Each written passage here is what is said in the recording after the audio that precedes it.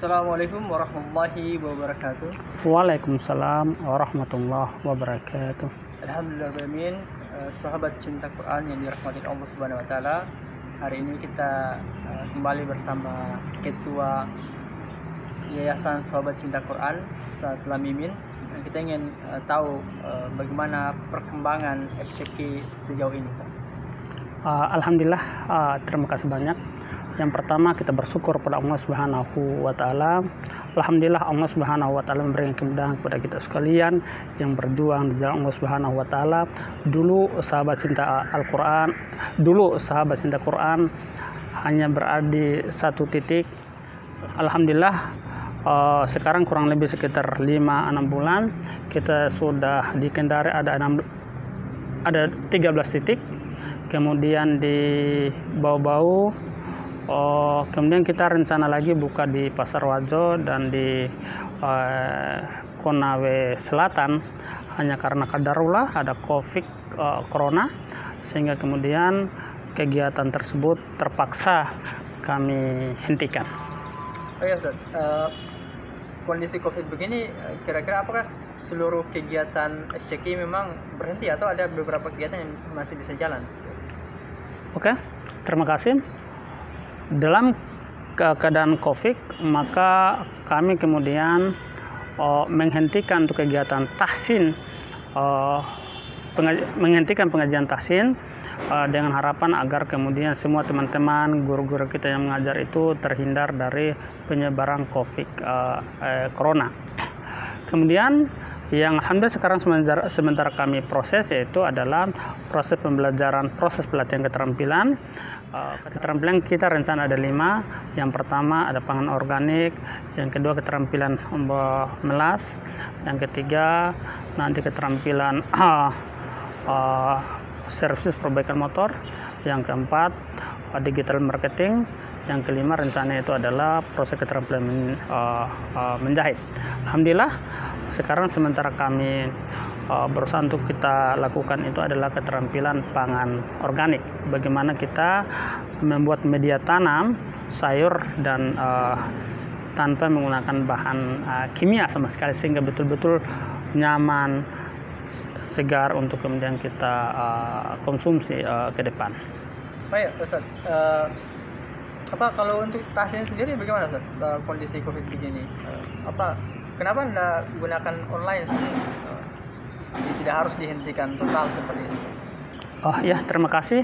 Alhamdulillah setelah kemarin juga kami mendapatkan saran dari beberapa teman-teman, maka insya Allah selesai Lebaran ini kegiatan tahsin kita akan jalan kembali, sehingga bapak dan ibu yang ingin belajar tahsin dengan kondisi corona tidak akan terganggu. Satu pertanyaan, Ustaz. Kenapa Yayasan Sahabat Cinta Quran ini selain mengajar Al-Quran juga mengajar keterampilan? Kenapa tidak fokus saja di proses belajar Al-Quran? Terima kasih. Seperti kami gambarkan sebelumnya, bahwa menurut data dari Kementerian Agama itu, bahwa penduduk Indonesia kurang lebih 65% tidak bisa membaca Al-Quran Karim.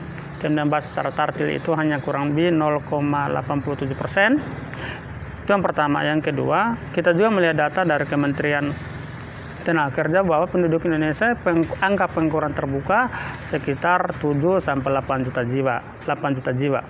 Kenapa ini bisa terjadi?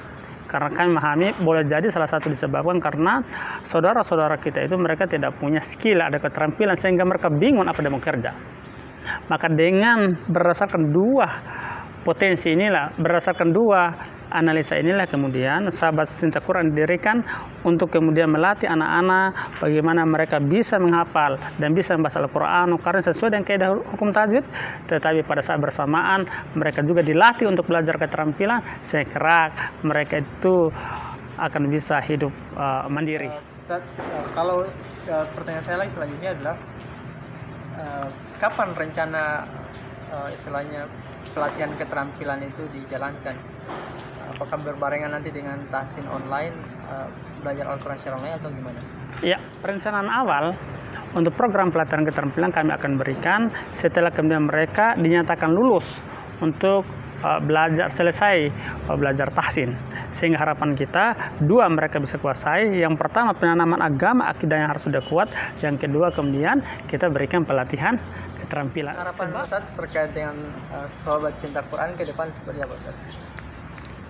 Ya, jadi yang pertama bahwa harapan kami sebagai sahabat cinta Quran mudah-mudahan mendapat dukungan dari semua pihak, karena ini adalah misi yang sangat mulia karena menggabungkan dua sisi keterampilan. Keterampilan pertama adalah keterampilan bagaimana mereka, anak-anak kita, saudara-saudara kita ajak untuk mereka membaca Al-Quran secara baik dan benar tentu. Kemudian misi yang kedua, bagaimana kita melatih para pemuda-pemuda muslim ini menjadi para pengusaha, tentu pengusaha yang tanpa berbasis ribawi. Tentu itu misi yang sangat mulia, dan misi inilah kemudian tidak akan bisa berjalan dengan efektif tanpa dukungan dari semua pihak.